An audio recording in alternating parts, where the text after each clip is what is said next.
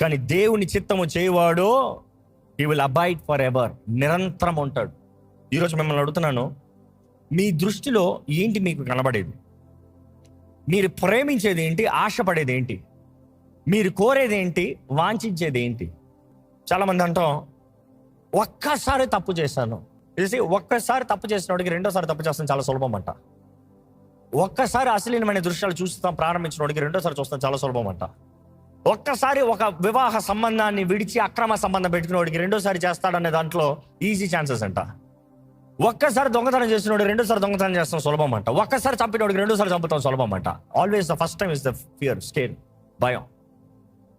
కానీ ఈరోజు మనం జ్ఞాపకం చేసుకోవాలి, నీ బ్యారియర్ కరెక్ట్గా ఉన్నంత వరకు, నీ లిమిటేషన్ జాగ్రత్తగా ఉన్నంత వరకు it is not easy that devil can touch you.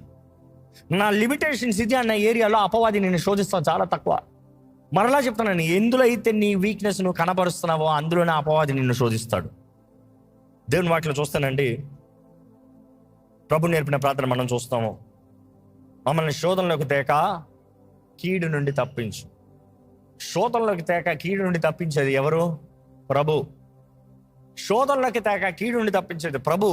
కానీ నువ్వు ఏది ఆశపడుతున్నావో అది నీ శోధన వస్తుంది, జాగ్రత్త. కొన్నిసార్లు ప్రభు శోధన అనుమతిస్తున్నాడు. కారణం ఏంటంటే నీకు పరీక్ష, నీలో టాలరెన్స్ ఎంత పెరిగింది. అది ప్రభు అనుమతించేది, అది నువ్వు పడిపోతావని కాదు. ఉదాహరణకి పేతురు విషయంలో చూస్తున్నాము, దేవుడు చెప్తాడు, యేసు ప్రభు చెప్తాడు, ఇదిగో అపవాది నిన్ను జల్లెడిస్తానికి, నేను శోధిస్తానికి కోరున్నాడు, కానీ నీ కొరకు నేను ప్రార్థన చేస్తున్నా. ఆ శోధన నుండి నువ్వు వెళ్ళాలి, నీ కొరకు నేను ప్రార్థన చేస్తున్నాను. ఎప్పుడైతే నువ్వు ఆ శోధన నుండి బయటకు వస్తావో నీ సహోదరుల్ని బలపరచు, స్ట్రెంగ్తెన్ దై బ్రదర్ అని ఉంటుంది. అంటే అది మేలు నిమిత్తమై, కీడు నిమిత్తమై కాదు. నువ్వు పాపం చేసి నువ్వు నాశనం అవ్వాలని కాదు, కానీ నువ్వు బలవంతుడు అవ్వాలని, నువ్వు ఇతరుల్ని ప్రోత్సాహపరిచి బలపరచాలని దేవుడు